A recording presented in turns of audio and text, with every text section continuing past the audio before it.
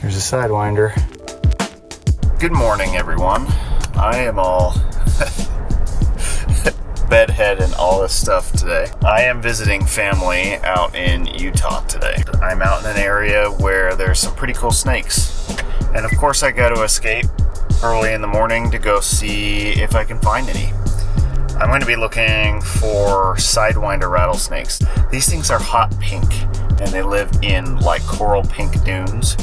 And so what I'm going to do this morning, I don't love the weather to be honest, but what I'm going to try to do this morning is I'm going to try to track them out in the sand. I've seen them before, but never on video like this.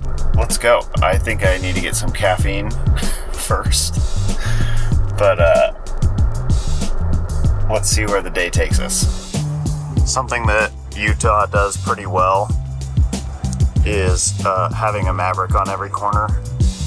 And if you don't know what Maverick is, it's the far superior gas station to any gas station in the entire world. I mean, I've never been to Buc-ee's or anything, so maybe I'm working off of incomplete information. Maverick is where it's at. All right, taking my wife's minivan on roads that it has no business being on. Puckering a little bit. The thing about the Sidewinder habitat out in here is that it's got very, very fine wind. The way that the dunes are formed obviously is wind, but this is very, very fine sand. And a lot of people get stuck in this. They don't know what they're doing. And I like to pretend that I do, but the fact that I have a minivan doing this maybe proves that I don't. But it is funny how the off-roading community is pretty big out here, and everybody's got like their side-by-sides and their quads and their dirt bikes and stuff and their big trucks, and the looks that we get sometimes when we're rolling through habitat in like a tiny little car. And this is something that is not uncommon for herpers or snake people, is that we just get our little cars in a crazy situation. Quite surprising what you can get these little cars can do. So when you're driving past all these guys with their off-road vehicles and they're like, what? It's kind of funny. Something it's always brought joy to my life. I don't know why.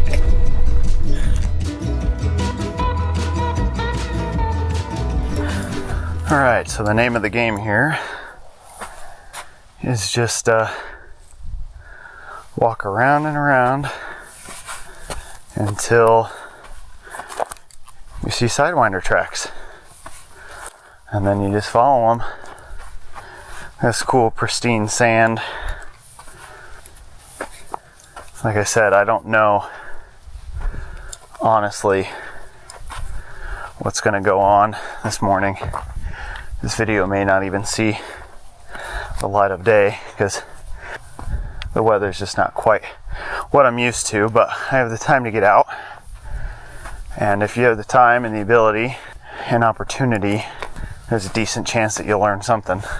And even a negative is a learning experience, right? So like, if you don't find something, you take just as many notes as you do when you do find something. And it all paints a better picture for the subsequent outings that you go on. Kind of dials you into more reliable encounters. You can kind of look at it and predict it a little bit better. But I don't know. We'll see. Man, I love this. It's just like this whole, this slate. And I'm not just like looking at snakes, but there's like rodents, different kinds of rodents. We got foxes, we got insects, we got scorpions and spiders and birds. And I can kind of see, just kind of based off of, years of just kind of doing this kind of thing. I've kind of picked out, what makes what. But the really cool thing is just like, especially when there's a windy night or something like that, and it just cleans the sand. And then you have all the morning activity or the nighttime activity after the wind, and it just paints a picture of how alive these deserts are. It's crazy. If you're looking at like what I'm doing here, there's just everything. And this is all just last night or this morning. There's lizards. Oh man, it's just one of the coolest things. I love doing this, regardless of whether or not I find snakes. It's just incredible. And the wind brings it. It's just art. It's just like there's no other way to describe it other than it's just pure art. All right. See those tracks? If you were to guess, what are they from? I mean, I know. I've seen this animal make those tracks before, so I know, but give you a second to think about it. Tarantula. So this part of the country it's difficult in terms of looking for reptiles. I come out here every year, at least, at the very minimum, every other year. It is absolutely insane how fast the development is. I mean, you don't have to be an animal person or a wildlife advocate or anything like that to know that this particular place is just like blowing up with people. Every time I come out here, I want to go to a spot or something like that, and it can be completely covered in development within like 1 year. I don't even know. I like roll up to where I want to get out and go hiking, and there's houses or a strip mall or something like that. It's nuts. Try my best to like not screw with these animals at all or try to startle them or spook them just because they're already under so much pressure. If you can hear, I mean. So we don't promote products really ever at all here, but something that we do use at like every video that you've ever seen, we've used these mounts for the GoPros. Now, because we do the relocations, we don't want to show up to client's house with like a GoPro on our head or like the straps make us look like we're on a SWAT team or something. But what this is we have a link down in the description for it. It's a snap mount. What it is this lanyard, this magnet here goes right here. You put it under your shirt, you snap it right here. It's real strong. I've been hiking with it. We've all been hiking with it, and rarely do they ever fall off. It's really, really nice. We could take it off, put it on our snake tongs or whatever, or turn it around and look at stuff.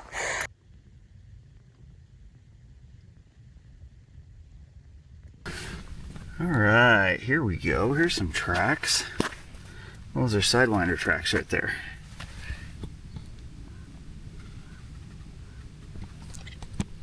Let's see what we can find. Came over here. Come on, buddy. Got some activity here.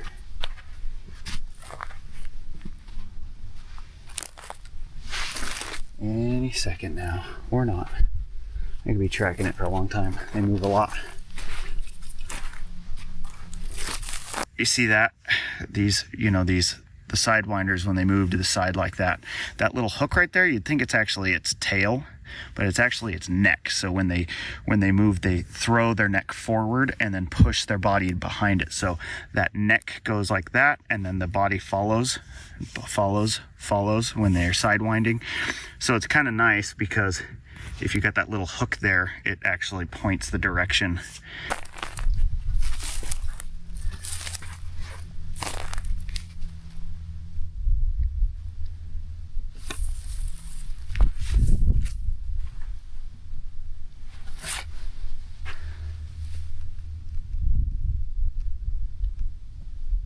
Oh, come on. There's a Sidewinder sitting in ambush right there. That is so cool. Did you see? I followed the tracks. They were moving up. And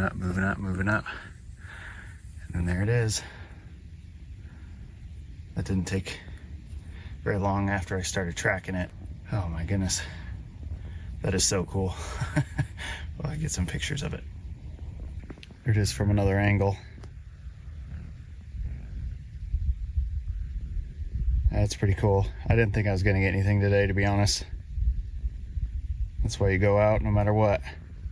So I don't want to get too much closer. I don't want to interrupt its ambush, because the reason it's out there is because it's trying to get another meal, lizard, something like that, mouse. And it's not always easy going here. There's a lot of rodent activity and everything out here, so I'm sure he's got a lot of chances, but I just don't want to interrupt what he's doing. So now this is a Mojave Desert Sidewinder rattlesnake. It's just a little bit different from what we have here in Arizona, different subspecies, and it's hard to tell because of the shadow and everything, but this Sidewinder is actually pretty pink. It blends right in with all of this like surrounding pink sand here. And it took me a fat minute to find one. Like, I didn't film very much, but walking all around these dunes, just like burning my butt in the sand, falling into holes and trudging through deep sand, but finally made it worth it. That's really cool. All right, thank you. Looks like I got some good shots without even disturbing the snake, and that's ideal. So I'm just going to keep moving on.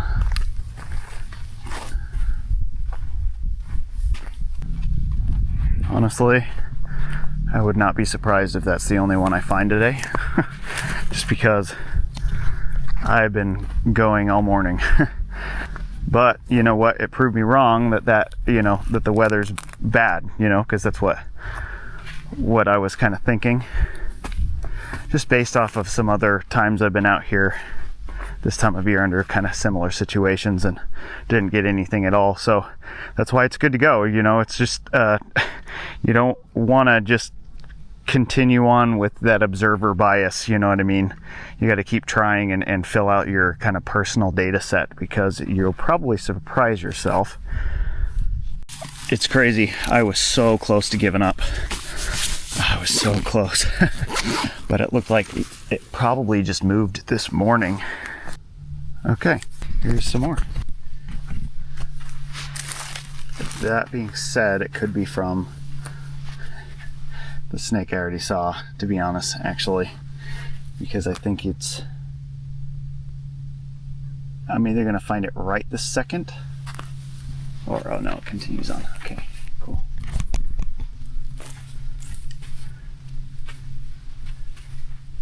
And they can kind of zigzag and be, yeah, see this? Dang it. I think this is the snake I already saw. This happens when you're tracking them, as you get onto something and you're like, oh, sweet. And then you go around. They move a lot, actually. So, yeah, you see where I already got onto his tracks. Oh, dang it. I got excited. It's the same snake. Dang it. Okay, that happens. You'll move around and you'll be like, oh, awesome, there's the other snake. But it's just that these tracks, I mean, if the wind doesn't blow too much, you can have 2-3 nights of behavior from a single snake, you know what I mean? And then you can crisscross its tracks over and over and over, and it'll drive you nuts, especially if you haven't found the snake and you keep thinking that you're getting on to something new, and then you just don't. I mean, that's cool though. You moved around, so hope that means that maybe some other ones have done the same.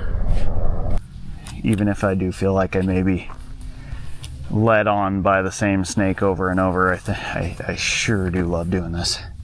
You see it's actually, you could tell it's fresh, because you could see it kind of rained, and there's all the pock marks from the rain, and then there's the track over top. I have a feeling it's going to be either it might be, dang it, they're my footprints. Okay, I may jump locations just a little bit, just so I don't just keep doing this to myself. So we've covered this in plenty of other videos before, but if this is the first time you're coming in, you want to know about Sidewinders, Sidewinder rattlesnakes, they get their name by the way that they move. As you can see, that the tracks that we were just looking at. And they specialize in these sandy environments. And they move sideways for a couple reasons. So one of the reasons is as they kind of tiptoe over the sand, they kind of use their body like that instead of slithering in one continuous serpentine motion like you see most snakes. It's minimal contact for hot sand. The other reason, there's studies that they've done over in not far from here in California on the Mojave Sidewinders, is that it's actually helps them move around in deep sand, and it helps them conserve energy a little bit. So as I'm walking through the sand, my butt is burning. Let me tell you one thing, my butt and my calves, it's a lot more work than just walking over, hard surface. And that sidewinding motion is kind of more like an army crawl over the sand instead of slithering through. As you'd imagine, that serpentine motion, slithering through sand would probably take a lot more energy. You're kind of like pushing and tugging through that soft sand, especially this blow sand. And they actually took lactic acid measurements from sidewinders moving after they move X amount of distance, and then prairie rattlesnakes as they move in the normal serpentine motion X amount of distance, and they took lactic acid buildups, and it actually showed that the Sidewinder had far less. And that lactic acid is like that burn that you feel, that I'm feeling in my butt and in my calves right now. And so less energy used up. And so that's especially helpful when they're going through the sand. And you can see from those tracks, especially as they're going over like berms and little dunes and things, it's a lot easier to do that instead of try to basically swim through it to get there, which I kind of see, I've seen that with some of the like gopher snake tracks here, where they kind of go up and you can tell that they kind of slide around and struggle, and then they give up and then go around the side. So Sidewinders can just go right up it. All right. Looks like some other tracks. Those aren't Sidewinder. It looks like a gopher snake or something.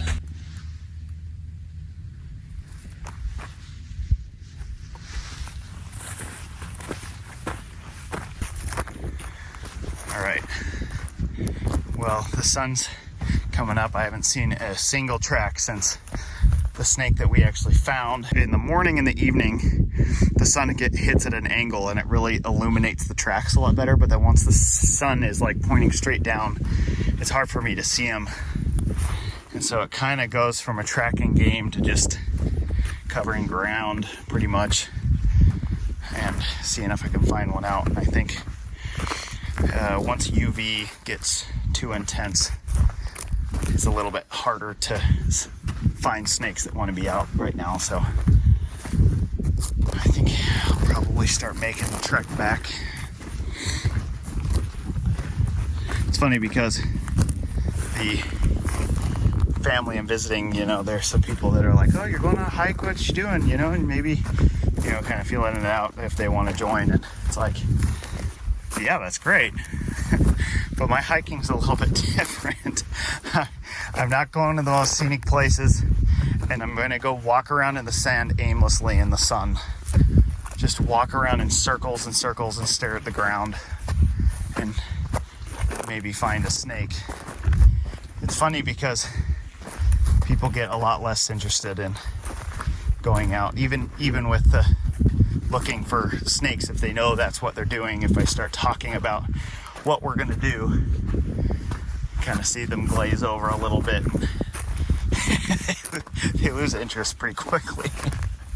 And some people have stuck it out and really enjoyed it, and made some friends, got some good field partners out of it, you know what I mean, where they kind of get hooked onto it and everything, and that's great. And then you get some people that are like, no, I want to see snakes, and then we end up hiking miles and miles on uneven, unconventional terrain to see maybe a snake. They never asked to go out again after that. Realistically, I really like that Brian did that video recently where he walked around, and we only found, I think he found a dead Gila monster and one snake, and it was a pretty long video. It illustrates like how it goes most of the time, is that we're just wandering around. A lot of it's, a lot of it's targeted and timeable and predictable, but realistically, a lot of it, if not most of it, is not. So not much different than fishing in that way. You have great mornings and then you have bad mornings. I consider this morning a great one because got something, and I was not anticipating finding anything. All right, well, that about wraps it up for today. Oh man, I didn't want to be out in the desert anymore, and I'm sure the snakes were about ready to be done in being exposed anyway. So thanks for going along with me and hearing my rambles, and I'm glad we were able to find something, and I'm glad I went out. I honestly, like I said before, I just didn't think it would pan out, but I found at least one that broke the mold, and I think it's important to go out. If you have the opportunity to do it. And I guess it goes for anything. If you have the opportunity to kind of challenge your own biases and kind of do things anyway, you can learn something, and learn something pretty quick. So thanks for watching, and we'll see you on the next one.